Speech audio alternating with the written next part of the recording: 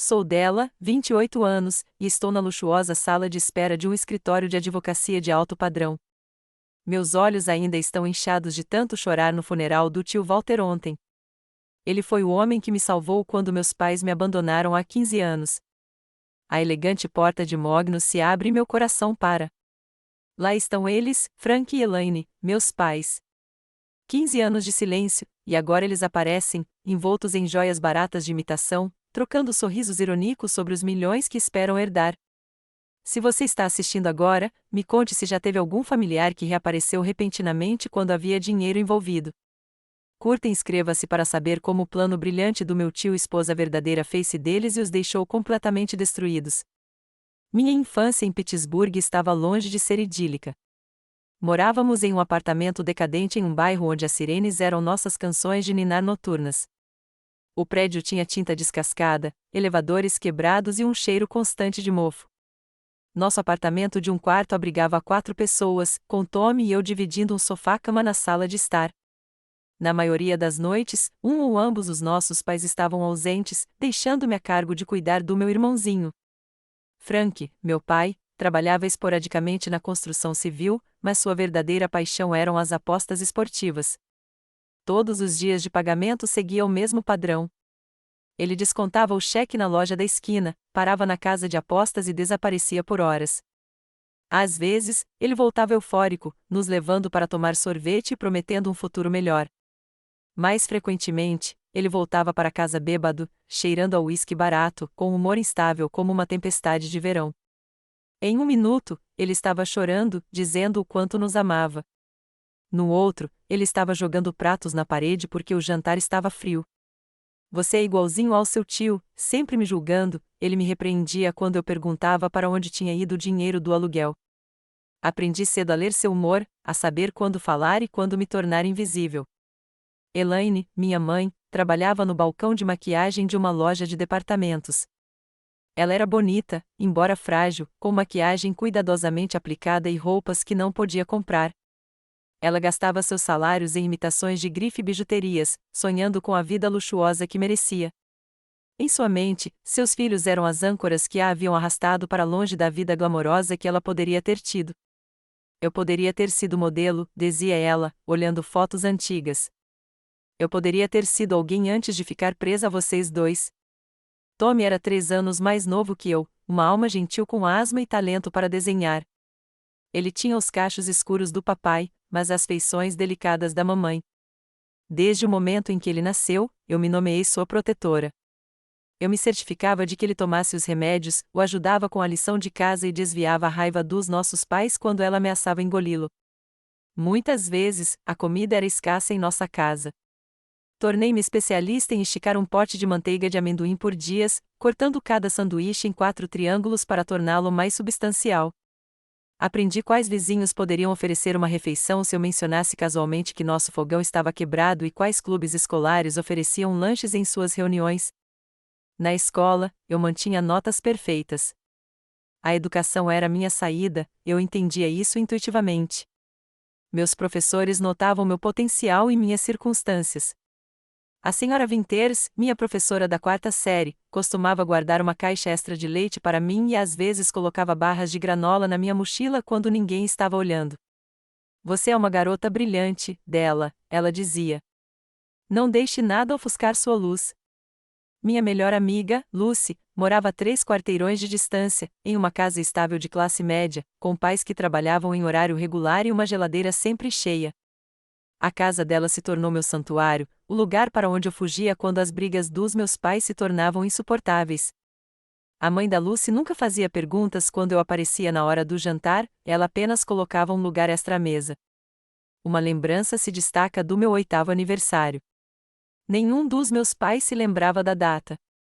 Eu ia para a escola tentando não me importar, dizendo a mim mesma que já estava velha demais para festas de aniversário. Naquela noite, encontrei um pequeno pacote embrulhado em quadrinhos de jornal sobre o meu travesseiro. Tommy havia economizado o dinheiro do almoço durante semanas para me comprar uma pulseira de plástico com contas roxas. Ele havia feito um cartão com pedaços de cartolina resgatados da lixeira da escola. Naquela noite, chorei até dormir, não de tristeza, mas do amor puro e penetrante que sentia pelo meu irmão. Eu tinha 10 anos quando conheci o tio Walter. Ele chegou em um carro preto e elegante que parecia um alienígena na nossa rua. Aos 35 anos, ele era apenas 7 anos mais velho que meu pai, mas parecia pertencer a uma espécie completamente diferente. Walter era alto e confiante, usava um terno sob medida e um sorriso genuíno. Ele era o irmão mais velho do meu pai, mas a semelhança terminava nos olhos escuros que compartilhavam. Walter trouxe presentes para Tommy, um carrinho de controle remoto que fez seus olhos se arregalarem de alegria. Para mim, um livro sobre mulheres inventoras que mostrou que ele, de alguma forma, havia penetrado na minha alma e me compreendido de uma forma que meus pais nunca haviam compreendido. Você me lembra a nossa avó, disse-lhe baixinho. Ela tinha a mesma mente curiosa. A tensão entre Walter e Frank era palpável. Eles falavam em frases curtas, anos de ressentimento condensados em cada sílaba. Nem todos nós tivemos a faculdade entregue de bandeja, Frank disparou quando Walter mencionou o sucesso de sua empresa. E nem todos nós culpamos os outros pelos nossos problemas, respondeu Walter, sem alterar a situação. Depois daquela visita, Walter tentou manter contato. Ligava nos feriados e nos nossos aniversários. Ofereceu-se para pagar a escola particular, o tratamento médico de Tommy, um apartamento maior. Frank recusou todas as ofertas, seu orgulho mais forte do que a preocupação com o bem-estar dos filhos. Não precisamos da caridade dele, dizia ele. Ele só quer se exibir como é melhor do que eu. Quando entrei na adolescência, nossa situação familiar se deteriorou rapidamente. Avisos de despejo apareceram na nossa porta. A eletricidade ficava cortada por dias seguidos. A geladeira só continha pacotes de condimentos de restaurantes fast food. A asma de Tommy piorou, mas não tínhamos dinheiro para comprar o inalador.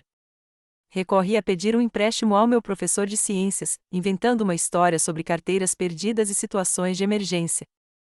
Certa noite, ouvi meus pais conversando em voz baixa na cozinha. Não podemos continuar assim, sibilou minha mãe. O senhorio não vai nos dar outra extensão. Conheço um cara que conhece outro cara, respondeu meu pai. Ele diz que esta é a nossa melhor opção. E o Walter? Perguntou minha mãe. Prefiro morrer a pedir ajuda a ele, disse meu pai. Além disso, isso é temporário, só até eu me recuperar. Eu não entendia o que eles estavam planejando. Quem me dera ter entendido. O dia que mudou tudo começou enganosamente normal. Era uma quinta-feira de outubro, fresca e brilhante com as cores do outono. Eu tinha acabado de completar 13 anos na semana anterior, sem nenhum reconhecimento dos meus pais além de um murmurado feliz aniversário da minha mãe. Naquela manhã, Frank anunciou que faríamos uma viagem de fim de semana para visitar um velho amigo. Isso era incomum o suficiente para me deixar desconfiada. Nunca íamos a lugar nenhum, nunca tínhamos dinheiro para férias ou passeios. Faça as malas o suficiente para alguns dias, instruiu Elaine, entregando-me uma mochila. E ajude seu irmão a fazer as malas também.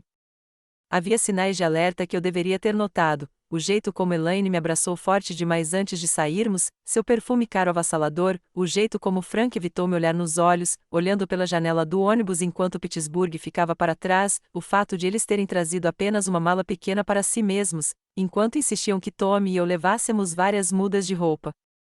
Depois de uma viagem de ônibus de 3 horas, chegamos a Millbrook, uma cidadezinha da qual eu nunca tinha ouvido falar.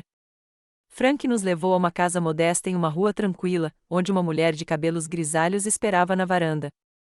Crianças, está é Margarete, disse Frank.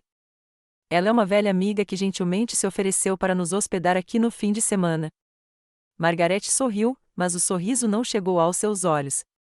Ela era uma estranha para mim, embora meus pais agissem como se a conhecessem desde sempre. Sua casa era arrumada, mas minimalista, com capas de plástico nos móveis e paredes sem fotos pessoais. Naquela primeira noite, depois de um jantar silencioso de espaguete com molho enlatado, meus pais anunciaram que precisavam ir ao mercado comprar mantimentos. Voltaremos em breve, disse Elaine, retocando o batom no espelho do corredor. Seja gentil com a Margarete. Tommy ficou sentado à janela por horas, com o rostinho colado no vidro, atento aos faróis que nunca apareciam. À medida que a hora de dormir se aproximava, ele ficava cada vez mais ansioso. Onde estão a mamãe e o papai? Perguntou, respirando com dificuldade, como antes de uma crise de asma. Eles provavelmente se atrasaram, tranquilizei-o, embora meu próprio estômago estivesse embrulhado de preocupação. Eles voltarão pela manhã. Margarete arrumou uma cama dobrável em um pequeno quarto dos fundos para compartilharmos. Fiquei acordada a maior parte da noite, ouvindo a respiração ofegante de Tommy e os rangidos desconhecidos da casa estranha. Pela manhã, ainda não havia sinal dos nossos pais. Tentei ligar para os celulares deles, mas uma voz robótica me informou que ambos os números estavam fora de serviço. Margarete evitou minhas perguntas, ocupando-se com os preparativos do café da manhã e a lavanderia. No segundo dia, Tommy teve febre alta e sua asma piorou sem a medicação. Margarete finalmente ligou para um médico local, que trouxe um inalador de emergência. Enquanto o médico examinava meu irmão, confrontei Margarete na cozinha. Onde estão meus pais? Perguntei. Quando eles voltam? Os ombros de Margarete caíram. Ela pareceu subitamente mais velha, as linhas ao redor da boca se aprofundando.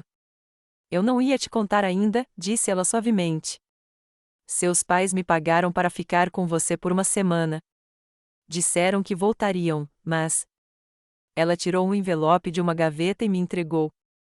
Dentro havia uma única folha de papel com a letra fluida da minha mãe. Dela e Tommy, não podemos continuar assim. Vocês merecem mais do que podemos oferecer. Não tentem nos encontrar. É para o bem de vocês. Vocês terão uma vida melhor sem nós os arrastando para baixo.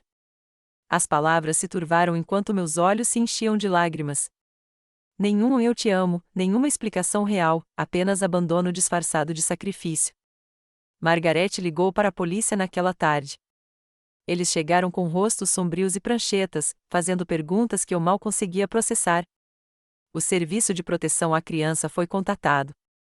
Tommy e eu fomos levados para salas separadas e interrogados. Eles queriam saber se nossos pais já nos haviam machucado fisicamente. Não. Se eles haviam mencionado para onde poderiam ir? Não. Se tínhamos outros parentes que pudessem nos acolher. Meu tio, eu disse entre lágrimas. Tio Walter em Chicago. O pior momento veio no dia seguinte, quando nos disseram que nos colocariam em lares adotivos separados. Tommy se agarrou a mim, seu pequeno corpo dilacerado por soluços. Você não pode levá-lo, implorei.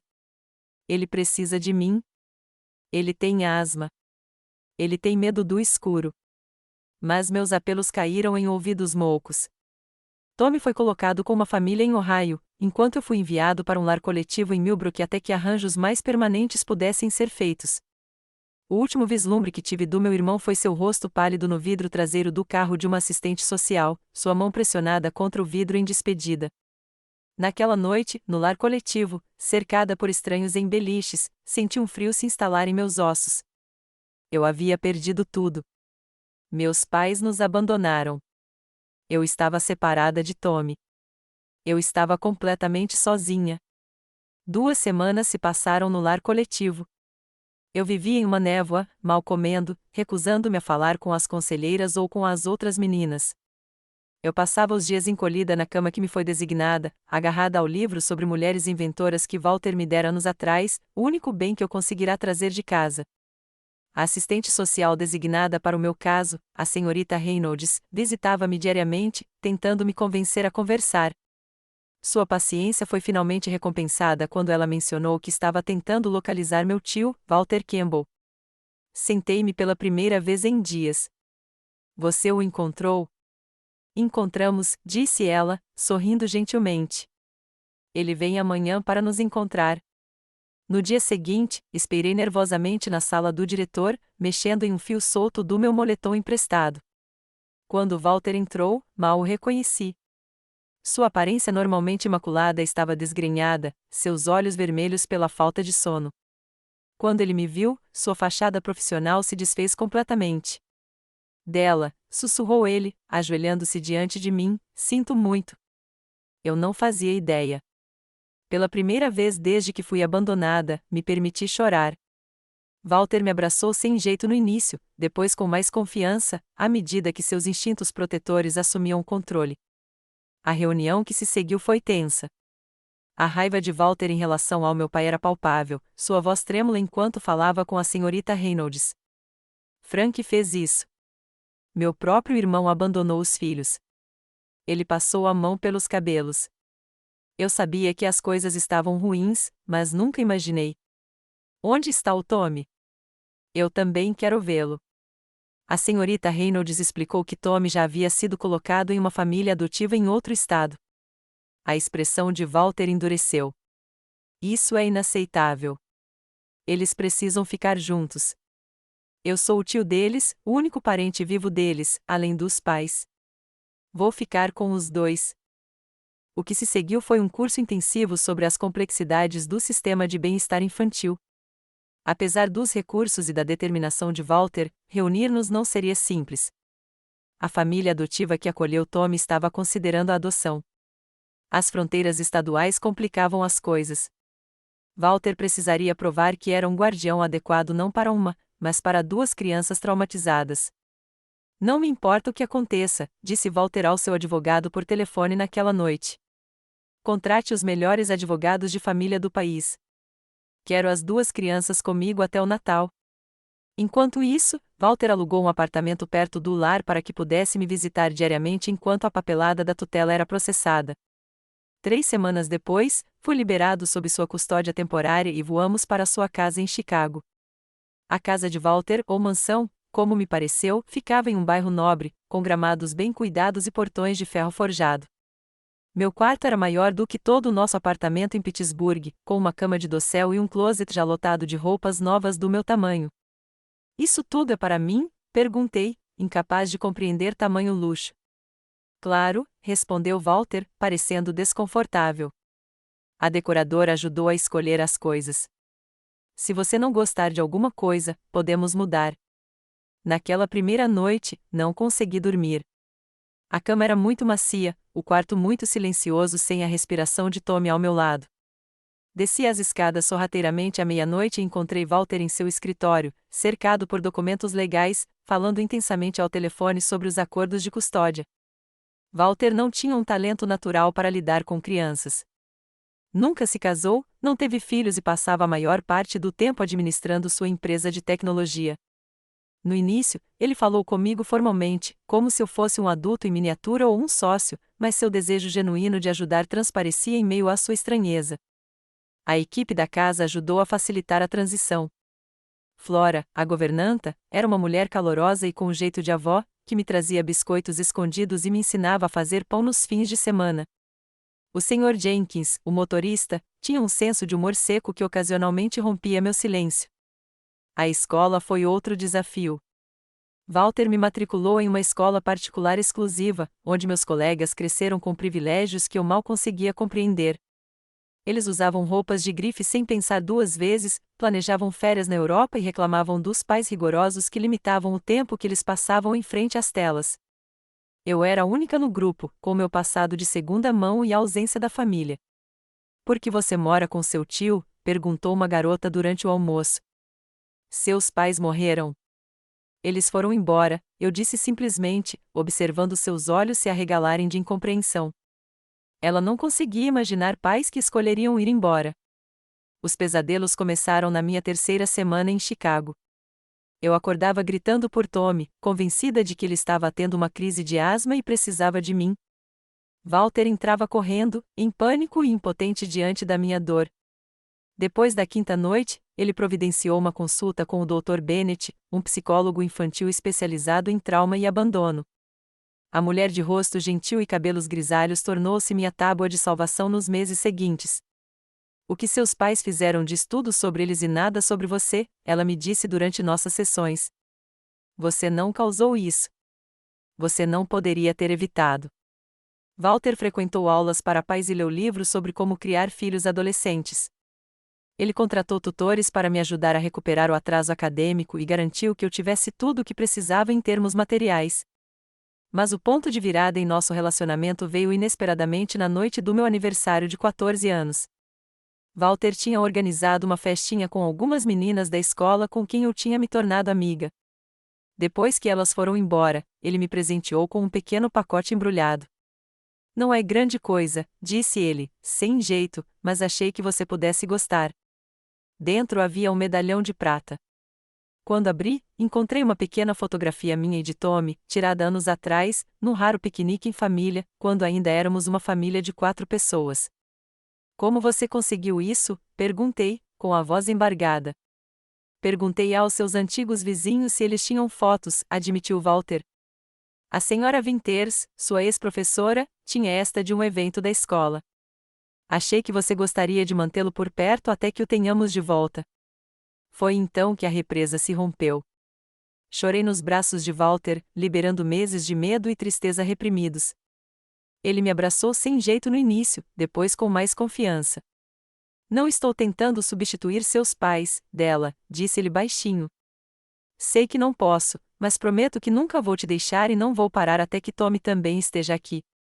Naquela noite, Walter compartilhou histórias sobre a infância dele e de Frank, como o pai deles tinha sido duro e crítico, especialmente com Frank, que tinha dificuldades na escola, como a mãe deles fez Walter prometer que cuidaria do irmão mais novo antes de morrer de câncer, como ele tentou ajudar Frank ao longo dos anos, apenas para ser rejeitado repetidas vezes.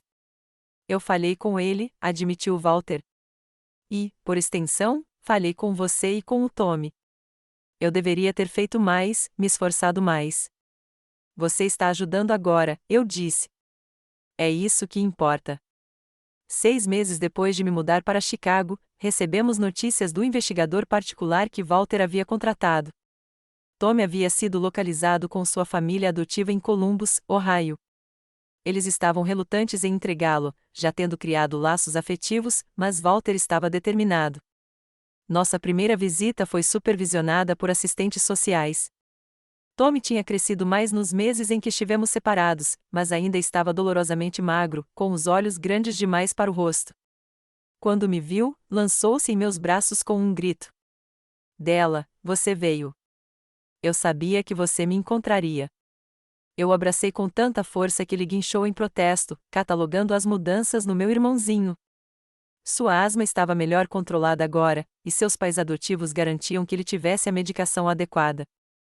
Ele estava matriculado em aulas de arte, e seu talento natural aflorava com os materiais e instruções adequados. Uma parte de mim era grata por eles terem cuidado tão bem dele, mesmo que eu os ressentisse por terem passado o tempo que eu havia perdido com ele. Walter ajoelhou-se na altura de Tommy e se apresentou gentilmente. Ouvi falar tanto de você, disse ele. Della fala de você o tempo todo. Tommy estudou Walter atentamente antes de perguntar: você vai ser o nosso novo pai? Walter olhou para mim e depois para Tommy. Eu gostaria de ser seu tutor, se você não se importar. Podemos decidir como você quer me chamar depois. Ao sairmos daquela primeira visita, Tommy agarrou-se à minha mão. Não me deixes nunca mais, implorou. Nunca, prometi. O Walter vai levar-te para casa conosco em breve. Walter foi fiel à sua palavra. Ele não desistiu, apesar dos obstáculos legais. Contratou os melhores advogados de direito de família, compareceu a todas as audiências judiciais e provou seu compromisso com nós dois. Por 2 anos, Walter lutou na justiça para reunir Tommy e eu. A batalha pela custódia foi complicada pelas fronteiras estaduais, pelo apego da família adotiva a Tommy e pelas preocupações com a carreira exigente e o estilo de vida de solteiro de Walter. Mas a determinação de Walter nunca vacilou. Ele reestruturou sua empresa para lhe dar mais tempo em casa, reformou um quarto especialmente para Tommy e até instalou um sistema de purificação de ar de última geração para ajudar com a asma de Tommy. O dia em que Tommy finalmente voltou para Chicago, definitivamente, foi o dia mais feliz da minha vida desde que nossos pais partiram. Ele tinha 12 anos na época, ainda pequeno para a idade, mas mais saudável, com o espírito criativo intacto, apesar de tudo o que havia suportado. Walter organizou uma festa de boas-vindas com balões e o bolo de chocolate favorito de Tommy. Pela primeira vez, a mansão parecia um lar. A abordagem de Walter à criação dos filhos era única. Como nunca teve filhos, ele nos tratava mais como jovens adultos do que como crianças, explicando suas decisões e ouvindo nossas opiniões. Ele nos falou sobre sua empresa, a Campbell Tech Solutions, uma empresa de segurança cibernética que ele havia construído do zero. A empresa protege outras empresas de hackers e violações de dados, explicou ele em um jantar. Pense nisso como um sistema de segurança digital. Fiquei fascinado pelo mundo empresarial em que Walter atuava. Números sempre fizeram sentido para mim, padrões e projeções surgindo naturalmente na minha mente analítica. Quando Walter percebeu meu interesse, começou a trazer para casa versões simplificadas de problemas de negócios para discutirmos. O que você faria nessa situação? Perguntava, descrevendo o dilema de um cliente ou um desafio de marketing. Tommy, por sua vez, prosperava em sua nova escola, voltada para as artes. Walter havia transformado uma marquise em um estúdio de arte para ele, completo com materiais de qualidade profissional e janelas voltadas para o norte para uma iluminação ideal. A asma de Tommy melhorou drasticamente com cuidados médicos adequados e menos estresse, e seus ataques passaram a ser raros, em vez de semanais. Gradualmente, nós três formamos nossas próprias tradições familiares. Os jantares de domingo eram sagrados, ligações de negócios ou dever de casa não eram permitidos. Fazíamos viagens de verão para parques nacionais, com Walter caminhando pacientemente no nosso ritmo, apesar de sua vantagem física. No Natal, nos voluntariamos em um abrigo local antes de trocarmos nossos próprios presentes, com Walter insistindo que retribuir fazia parte do privilégio que agora desfrutávamos. No meu aniversário de 16 anos, Walter me presenteou com os documentos legais. Ele queria adotar formalmente Tommy e eu, dando-nos seu sobrenome. Você não precisa decidir agora, disse ele. E pode manter seu nome original, se preferir. Isso não muda nada em relação ao que sinto por vocês dois. Tommy disse sim imediatamente, entusiasmado com a ideia de me tornar oficialmente um Campbell. Hesitei, dividido entre a raiva dos meus pais biológicos e um persistente sentimento de lealdade à minha identidade original. No final, chegamos a um acordo com a hifenização. Nos tornamos os irmãos Maurice Campbell, orando nosso passado e abraçando nosso futuro. A adoção foi finalizada em uma manhã nevada de dezembro, nós três vestidos com nossas melhores roupas para a cerimônia no tribunal. A juíza, que supervisionou grande parte do nosso caso, sorriu ao assinar os papéis finais. É assim que o sistema deve funcionar, disse ela a Walter. Você deu a essas crianças a estabilidade que elas merecem. O ensino médio passou voando, com aulas avançadas, competições de debates e confiança crescente. Walter nunca me pressionou sobre a faculdade, mas eu sabia que a educação era importante para ele. Quando chegaram as cartas de aceitação de várias universidades de prestígio, escolhi o programa de negócios da Northwestern, que me permitiu morar em casa enquanto assistia às aulas. Tommy continuou a desenvolver seus talentos artísticos, com suas pinturas vencendo competições regionais e, por fim, garantindo-lhe uma vaga em uma escola de arte seletiva. Sua natureza gentil permaneceu intacta, apesar de tudo o que havia enfrentado, uma prova de sua resiliência. Walter cumpriu a promessa de nos ensinar sobre negócios, mas não da maneira que eu esperava. No verão seguinte ao meu primeiro ano de faculdade, ele me arranjou uma vaga de nível básico na Campbell Tech. Sem tratamento especial, alertou. Você começa na sala de correspondências, como eu comecei no meu primeiro emprego. Se quiser progredir, você merece. Trabalhei em quase todos os departamentos durante os verões e férias escolares seguintes. O atendimento ao cliente me ensinou paciência. A contabilidade aprimorou minha afinidade natural com números. O marketing desafiou meu pensamento criativo. No último ano, eu já tinha uma compreensão abrangente de como toda a empresa funcionava. Minha primeira contribuição real veio quando identifiquei uma oportunidade de mercado que Walter havia ignorado. Pequenas empresas também precisavam de segurança cibernética, mas não tinham condições de arcar com as soluções de nível empresarial nas quais a Campbell Tech se especializava. Desenvolvi um serviço em escala reduzida, baseado em assinaturas, que abriu uma fonte de receita totalmente nova. Isso é brilhante, disse Walter, analisando minha proposta. Quero que você mesmo a apresente ao conselho. Aos 22 anos, recém-saído da faculdade, compareci perante o conselho de administração da empresa e apresentei minha ideia.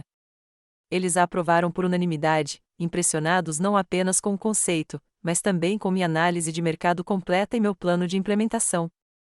6 meses depois, quando a nova divisão apresentou fortes lucros iniciais, Walter me nomeou vice-presidente de soluções para pequenas empresas. Você mereceu isso, disse ele, entregando-me um cartão de visita com meu novo cargo. Isso não tem nada a ver com o nosso relacionamento e tudo a ver com as suas habilidades. Tommy, agora com 19 anos e estudando no Instituto de Arte de Chicago, desenhou o logotipo da nova divisão. Seu talento evoluiu de desenho simples para arte digital sofisticada e pintura tradicional. Ele encontrou sua voz através da cor e da forma, expressando as emoções complexas da nossa infância por meio de telas abstratas que, de alguma forma, transmitiam dor e esperança. Quando tudo parecia perfeito, o desastre aconteceu. Walter, sempre saudável e cheio de energia aos 50 anos, foi diagnosticado com câncer de pâncreas. O prognóstico era sombrio desde o início, em estágio avançado, com opções limitadas de tratamento. De 6 meses a 1 ano, disse-nos o oncologista em particular.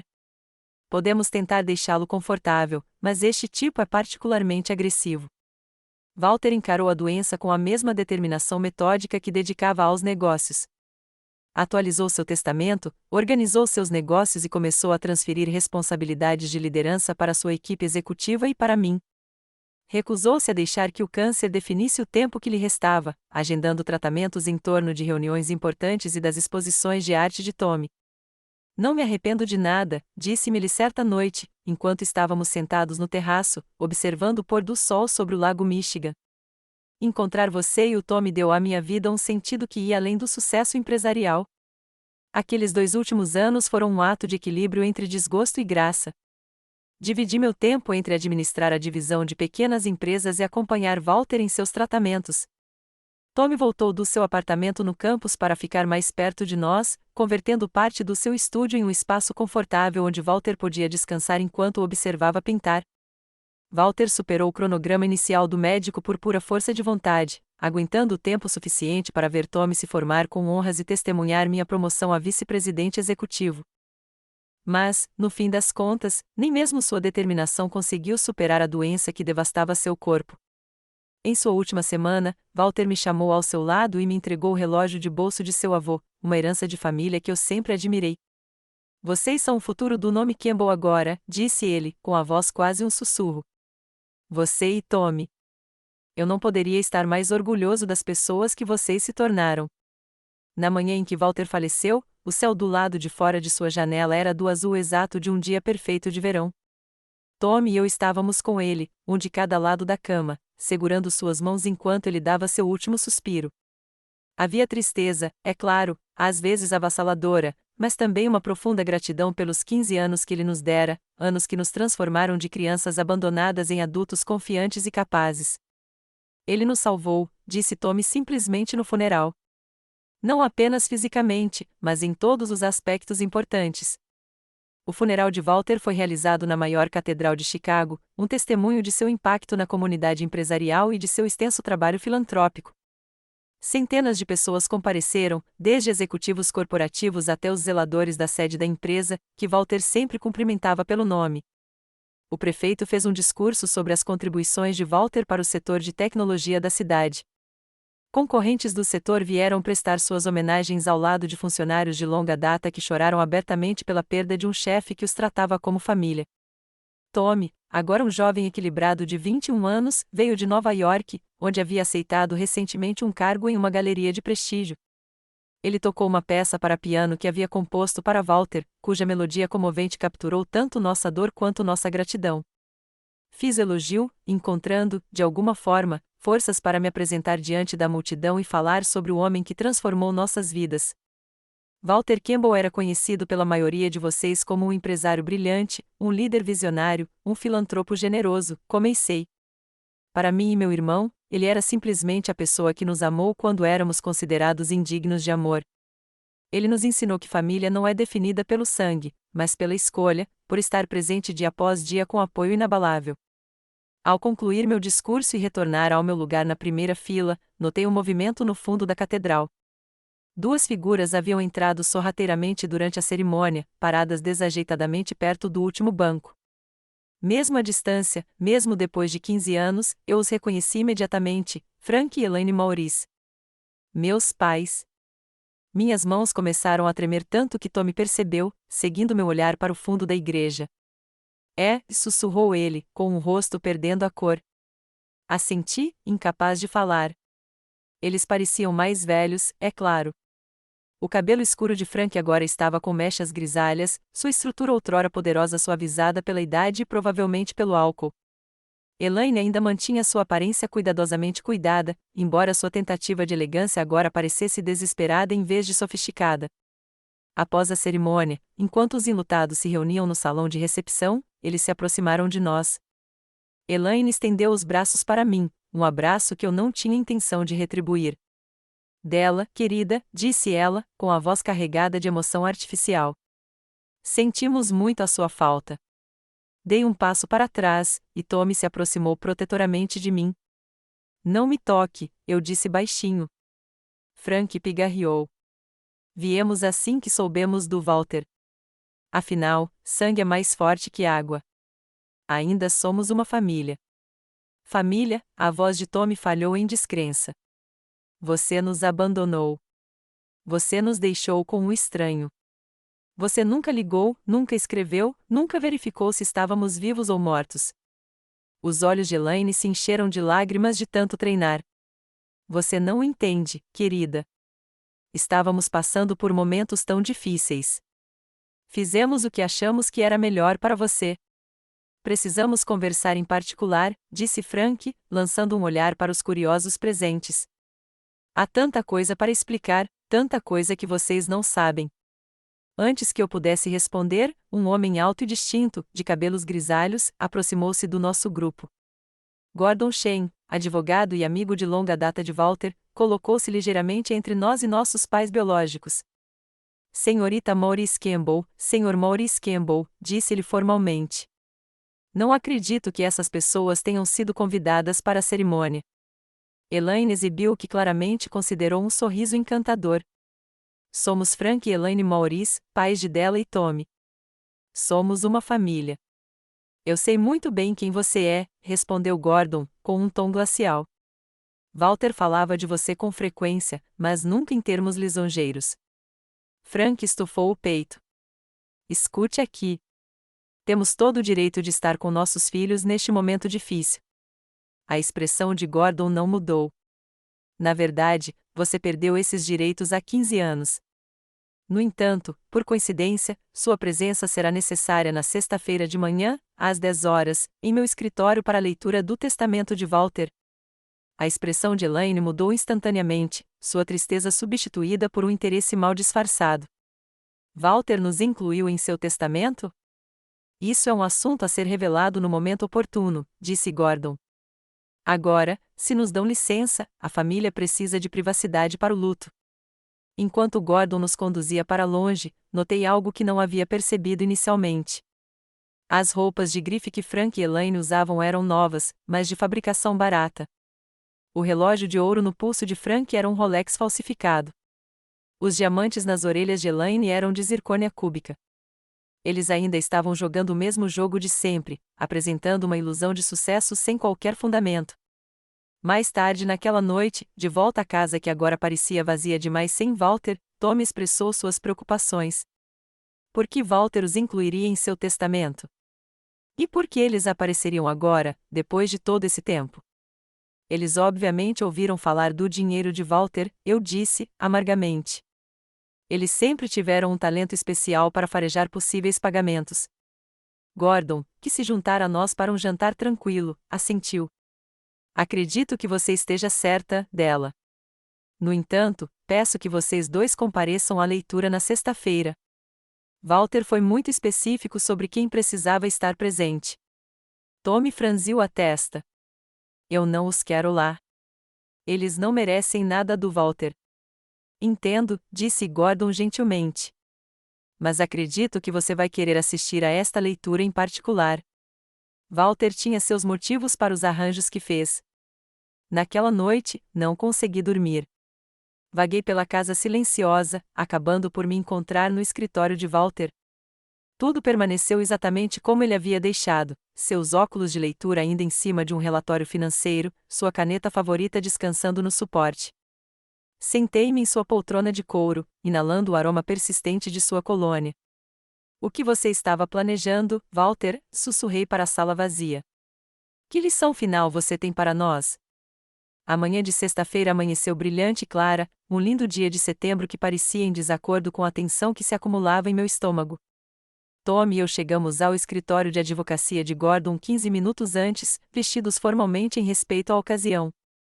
O escritório, localizado em um prédio histórico no centro de Chicago, exalava a riqueza do velho mundo com seus painéis de carvalho, tapetes persas e pinturas a óleo de fundadores com rostos severos. Gordon nos recebeu no saguão, com sua postura serena de sempre, oferecendo-nos uma âncora firme na tempestade emocional que eu sentia se formando. Eles ainda não chegaram, informou-nos. Usaremos a sala de conferências principal. Posso oferecer café ou água a qualquer um de vocês enquanto esperamos? Ambos recusamos, nervosos demais para consumir qualquer coisa. Pontualmente às 10 horas, as portas do elevador se abriram e Frank e Elaine saíram. Eles claramente se esforçaram para manter a aparência, vestindo o que pareciam roupas recém-compradas. O cabelo de Elaine estava recém-pintado e arrumado, e sua maquiagem, habilmente aplicada. Frank tentará domar o cabelo ralo com muito produto, e o cheiro de sua loção pós-barba chegou até nós antes dele. Bom dia, Elaine cantou, como se estivéssemos nos reunindo para uma agradável ocasião social, e não para a distribuição de bens do homem que criará seus filhos abandonados. Gordon nos conduziu à sala de conferências, onde várias outras pessoas já nos aguardavam. Flora, que fora governanta de Walter por 20 anos, Martin Weber, diretor financeiro da Campbell Tech, e Jessica Leung, assistente executiva de Walter. Agora que todos estão presentes, podemos começar, disse Gordon, ocupando seu lugar à cabeceira da mesa de mogno polido. Abriu uma grossa pasta de couro e ajustou os óculos de leitura. Este é o testamento de Walter Edward Campbell, revisado e assinado há 6 meses, com todas as faculdades mentais sãs e na presença de 3 testemunhas. Frank se remexeu impacientemente na cadeira. Podemos pular para as partes importantes? Todos sabemos que Walter era rico. Gordon o encarou friamente. Sr. Maurice, este processo seguirá o protocolo legal adequado. Se isso for inconveniente para o senhor, fique à vontade para esperar lá fora até que sua parte específica seja abordada. Frank se aquietou, mas notei o olhar rápido que trocou com Elaine, um olhar de excitação mal contida. Gordon começou com o preâmbulo jurídico padrão antes de passar para os legados específicos. Walter fora generoso com suas doações de caridade, estabelecendo doações substanciais para instituições de ensino, pesquisa médica e artes. Ele deixou fundos significativos para sua alma mater para um programa de bolsas de estudo projetado especificamente para crianças em lares adotivos. Flora enxugou as lágrimas quando Gordon anunciou que Walter havia deixado para ela a casa de campo à beira do lago que ela sempre admirou, juntamente com um fundo de aposentadoria que lhe garantiria conforto pelo resto da vida. Funcionários antigos receberam generosas doações financeiras, incluindo Jessica e Martin. Enquanto Gordon continuava lendo, notei que Frank ficava cada vez mais agitado, olhando para o relógio e cochichando com Elaine. Eles claramente tinham vindo por um único motivo, e sua impaciência era palpável.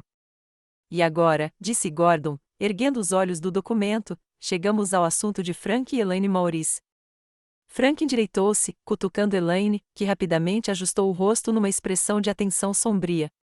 Ao meu irmão Frank Maurice e à sua esposa Elaine Maurice, leu Gordon, deixo a quantia de $1 cada, juntamente com a carta anexa, que será lida em voz alta neste momento. R$1? Explodiu Frank, com o rosto ficando vermelho escuro. Isso é uma piada, né? Uma pegadinha doentia. Por favor, controle-se, Sr. Maurice, disse Gordon com firmeza. Conforme instruído, lerei agora a carta de Walter endereçada a vocês dois. Ele abriu um envelope lacrado e desdobrou várias páginas com a caligrafia característica de Walter. Frank e Elaine, leu Gordon, se esta carta está sendo lida para vocês, significa que fizeram exatamente o que eu previ que fariam. Vocês reapareceram após 15 anos de ausência, atraídos pelo cheiro de dinheiro como abutres pela carniça. Elaine ofegou dramaticamente, colocando a mão sobre o coração. O que você talvez não saiba, continuou Gordon, é que tenho plena consciência de suas ações, tanto antes quanto depois de abandonar seus filhos. 15 anos atrás, exatamente 3 dias depois de deixar dela e Tommy com um estranho, você entrou em contato comigo, exigindo $50.000 em troca do seu silêncio sobre o que você chamou de sua participação em nos separar das crianças. Tommy me olhou em choque. Essa era uma informação que nenhum de nós sabia. Nos 15 anos seguintes, você tentou me extorquir dinheiro nada menos que 13 vezes. Em todas as vezes, documentei suas comunicações, gravei suas ligações e guardei seus e-mails. A tentativa mais recente foi há 5 anos, quando você, Frank, ameaçou contar a Della e ao Tommy que eu havia pago você para desaparecer da vida deles, uma mentira cruel que os teria devastado. O rosto de Frank perdeu toda a cor. Elaine balançava a cabeça freneticamente, como se negar as palavras pudesse torná-las falsas. Gordon fez uma pausa e apertou um botão no controle remoto. Uma tela desceu do teto e um vídeo começou a tocar. Lá estava Frank, visivelmente embriagado, sentado no que parecia ser um quarto de motel barato. Escute, Walter, Frank, arrastando a voz, as crianças não precisam saber do acordo que fizemos. 50 mil não é nada para você. Só um irmãozinho ajudando a família, certo? Mas se você não aparecer desta vez, talvez Della precise saber como o querido tio dela realmente conseguiu a custódia. O vídeo cortou para outro clipe, este mostrando Elaine em um local diferente, com o cabelo penteado de forma diferente, claramente de outra época. Walter, seja razoável, disse ela suavemente. Poderíamos ter lutado pela custódia com você se quiséssemos. Poderíamos dizer a Della que você a sequestrou, que estamos procurando há anos. É isso que você quer que ela pense? Basta transferir o dinheiro como antes, e tudo isso vai embora. Gordon interrompeu o vídeo. O silêncio na sala era absoluto, exceto pela respiração ofegante de Tommy. Como pode ver, Gordon continuou lendo a carta de Walter, mantive registros meticulosos de suas tentativas de extorsão. O que talvez não saiba é que suas atividades criminosas vão além do assédio. Meus investigadores documentaram seu envolvimento em múltiplos esquemas de fraude em vários estados, suas fraudes contra vítimas idosas e suas tentativas de extorquir outros empresários de sucesso usando táticas semelhantes às que você empregou comigo. Gordon levantou os olhos da carta. Devo observar que todas essas evidências, incluindo os registros financeiros que registram o dinheiro que Walter forneceu nos primeiros anos, preocupado com o bem-estar das crianças, foram fornecidas ao FBI até esta manhã. Elaine começou a soluçar alto. Isso não é verdade. Foi tudo ideia do Frank. Eu nunca quis deixar as crianças. Frank se levantou abruptamente, sua cadeira tombando para trás. Você não pode provar nada disso. Será a sua palavra contra a nossa. Na verdade, disse Gordon calmamente, as evidências são bastante abrangentes. Walter foi extremamente minucioso. Ele voltou à carta. A Della e ao Tommy, peço desculpas por esconder isso de vocês. Temi que saber disso só lhes causasse mais dor, e não parecia haver benefício algum em compartilhá-lo. Vocês já sofreram traição suficiente. Saibam que cada centavo que tentaram extorquir foi documentado e agora será doado a organizações que apoiam crianças abandonadas, transformando a ganância deles em algo positivo. Lágrimas escorriam pelo rosto de Tommy. Estendi a mão para ele e apertei-a com força. Quanto ao restante do meu patrimônio, continuou Gordon, incluindo todas as ações da Campbell Tech Solutions, todos os imóveis, carteiras de investimento e bens pessoais que não tenham sido especificamente legados, deixo igualmente aos meus amados filhos, Della Maurice Campbell e Thomas Maurice Campbell, com a plena confiança de que honrarão os valores que compartilhamos e darão continuidade ao legado que construímos juntos. Gordon dobrou a carta e ergueu os olhos. Isso conclui a leitura do testamento. Naquele momento, a porta da sala de conferência se abriu e 2 homens de terno escuro entraram, exibindo distintivos do FBI. Frank e Elaine Maurice, disse um agente, precisamos que vocês venham conosco. Temos algumas perguntas sobre múltiplas investigações de fraude em vários estados. Frank avançou em minha direção, o rosto contorcido de raiva. A culpa é sua. Você o virou contra nós. Nós somos seus pais. Os agentes do FBI intervieram rapidamente, contendo Frank enquanto Elaine desabava em soluços dramáticos. Meus bebês, por favor, lamentou ela. Não deixem que levem sua mãe embora. Enquanto eram escoltados para fora da sala, Frank ainda lançando acusações e Elaine ainda implorando, sentiu um estranho vazio onde esperava satisfação. Suas verdadeiras cores haviam sido expostas, exatamente como a unha do polegar prometera, mas a vitória parecia vazia. Gordon esperou até que eles se fossem antes de falar novamente. Peço desculpas pelo drama, mas Walter insistiu que isso acontecesse exatamente como aconteceu. Ele queria que eles enfrentassem as consequências de seus atos, não apenas contra ele, mas contra todas as suas vítimas. Ele realmente os pagou? Perguntou Tommy, em voz baixa. No começo, Gordon assentiu. Uma vez, logo depois que ele ganhou a custódia de Della, eles ameaçaram contestar o acordo, arrastar vocês dois para processos judiciais, fazer falsas acusações. Walter os pagou para ficarem longe, para dar paz a vocês dois. Ele considerou isso o melhor investimento que já fez. Depois que os agentes do FBI levaram nossos pais embora, Tommy e eu permanecemos na sala de conferências, tentando processar tudo o que tínhamos acabado de descobrir. Os outros se retiraram com tato, deixando apenas Gordon sentado em silêncio conosco. Eu não entendo, disse Tommy finalmente. Por que eles voltariam agora? Será que eles realmente achavam que Walter deixaria dinheiro para eles depois de tudo o que fizeram? As pessoas veem o que querem ver, eu disse, olhando para as cadeiras vazias onde Frank e Elaine haviam se sentado momentos antes. Eles passaram a vida acreditando que mereciam coisas que não ganharam. Gordon pigarreou suavemente. Walter previu que vocês poderiam ter perguntas depois das revelações de hoje. Ele também deixou uma carta particular para cada um de vocês.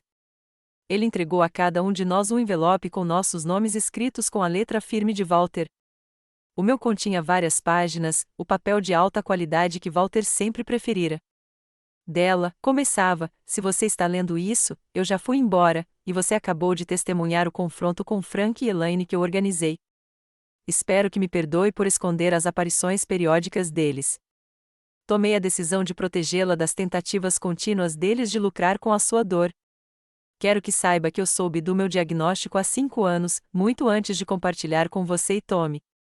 Quando recebi a notícia, meu primeiro pensamento não foi sobre a minha própria mortalidade, mas sobre o que aconteceria com vocês dois quando eu partisse.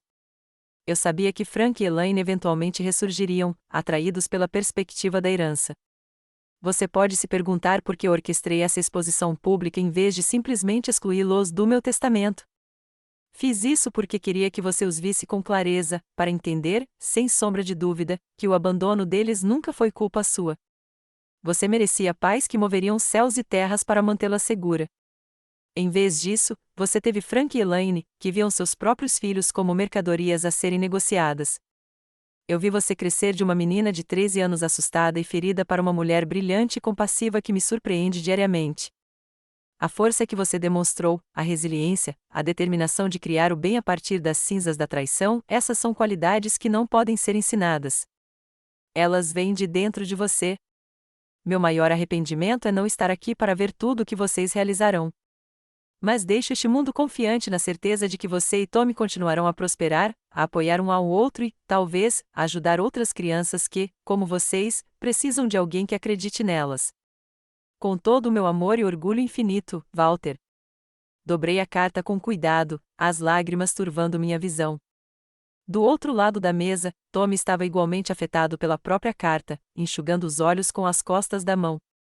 Ele sabia, disse Tommy suavemente. Ele sabia o tempo todo que eles voltariam para buscar dinheiro.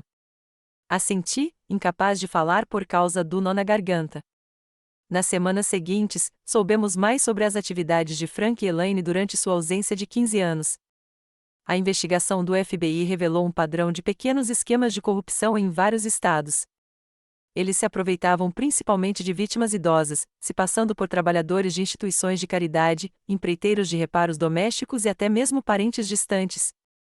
Eles tiveram o cuidado de manter cada golpe pequeno o suficiente para evitar atenção federal, mudando de assunto com frequência para se manterem à frente das autoridades locais.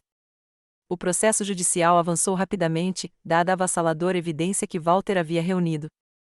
Tanto Frank quanto Elaine aceitaram acordos de confissão de culpa em vez de enfrentarem julgamento. Frank recebeu 7 anos de prisão federal, Elaine 5, com ordens de restituição que eles jamais conseguiriam pagar. Pensei em visitá-los na prisão, mas acabei desistindo. Qual seria o sentido? Perguntei ao Tommy durante um dos nossos jantares regulares de domingo, agora realizado no meu apartamento no centro da cidade. Eles não vão se tornar, de repente, os pais de que precisávamos.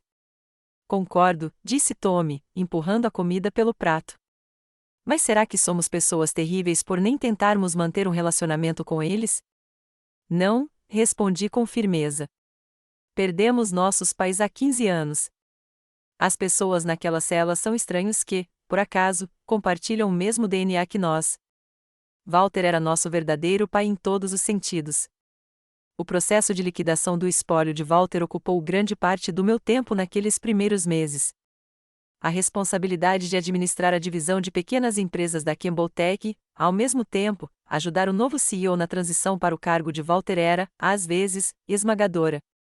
Tommy havia retornado a Nova York para continuar seu trabalho na galeria, embora nos falássemos diariamente, e ele voltasse para Chicago pelo menos 2 vezes por mês. 3 meses após a leitura do testamento, tomei uma decisão que deixaria Walter orgulhoso. Criei a Fundação Walter Campbell para a reunificação familiar, usando uma parcela significativa da minha herança. A missão da fundação era ajudar irmãos separados pelo sistema de acolhimento familiar a se reconectarem e, quando possível, se reunirem. Pensei muitas vezes em como minha vida poderia ter sido diferente se Tommy e eu tivéssemos permanecido separados, se Walter não tivesse lutado tanto para nos unir novamente. Minha jornada de cura não foi linear. Houve dias em que a raiva ameaçou me consumir, em que me imaginei confrontando Frank e Elaine em suas celas, exigindo respostas que eles provavelmente não poderiam dar. A doutora Bennett, que me ajudou durante a adolescência, voltou a ser uma parte importante do meu sistema de apoio, ajudando-me a navegar pelas emoções complexas despertadas pelo reaparecimento e subsequente aprisionamento deles. Perdoar não é absolvê-los, ela me lembrou durante uma sessão particularmente difícil. É se libertar do fardo do ódio. 6 meses após a morte de Walter, conheci Michael em um evento beneficente da Fundação.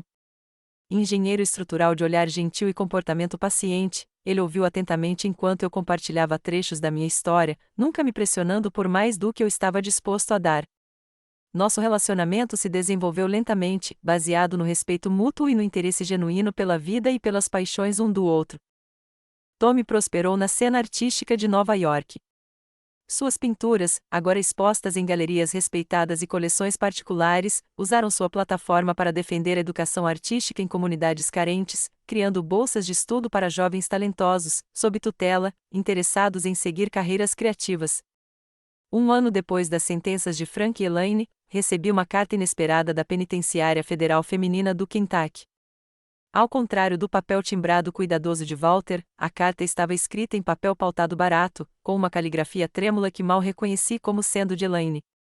Dela, escreveu ela, não espero perdão, nem o mereço.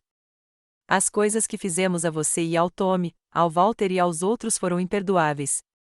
Não escrevo para dar desculpas, mas para lhe contar uma verdade entre muitas mentiras. Sempre tive orgulho de você ter sido minha filha, mesmo quando fracassei completamente em ser sua mãe. Não respondi imediatamente, deixando as palavras pairarem sobre mim por semanas, enquanto ponderava se havia algum valor em manter contato, mesmo o mais distante possível. Por fim, decidi vê-la uma vez antes de sua libertação no ano seguinte. A visita foi breve e constrangedora. Elaine envelhecera dramaticamente na prisão, sua aparência cuidadosamente cuidada agora envelhecida e grisalha. Ela perguntou sobre Tommy, sobre meu trabalho, ouvindo com o que parecia interesse genuíno. Não pediu dinheiro ou favores, nem tentou justificar suas ações. Quando me preparei para ir embora, ela disse simplesmente: não espero fazer parte da sua vida, dela. Só queria que você soubesse que reconheço a pessoa extraordinária que você se tornou, apesar de termos nos tido como pais. Eu não me tornei quem sou apesar de você, respondi, encontrando uma verdade que eu não havia articulado completamente antes. De certa forma, foi por sua causa. Seu abandono me levou a Walter, e ele me mostrou o que é o amor incondicional. Eu não trocaria a pessoa que sou hoje. E essa pessoa foi moldada por cada experiência, incluindo a de ter sido deixada para trás. Não visitei Frank, que não tentou entrar em contato nem com Tommy nem comigo. Algumas pontes permanecem permanentemente queimadas, e eu já havia me conformado com essa realidade. 3 anos após a morte de Walter, a Fundação inaugurou sua primeira sede física, um espaço acolhedor no centro de Chicago, onde irmãos separados podiam se reunir em um ambiente acolhedor, com conselheiros disponíveis para ajudar a lidar com as emoções complexas que tais reencontros frequentemente desencadeavam. Demos o nome de Campbell House em homenagem à casa que Walter havia criado para Tommy e eu. O momento mais profundo da minha jornada de cura aconteceu inesperadamente durante a cerimônia de portas abertas da Campbell House. Uma menina de 12 anos se aproximou de mim segurando um cartão de agradecimento feito à mão. A fundação me ajudou a encontrar meu irmãozinho, ela me contou, com os olhos brilhando de alegria. Ficamos separados por 3 anos, mas agora a família adotiva dele o traz para me visitar todo mês. Eles estão até falando em me adotar também, para que possamos ficar juntos o tempo todo. Naquele momento, senti a presença de Walter com tanta força que fiquei sem fôlego.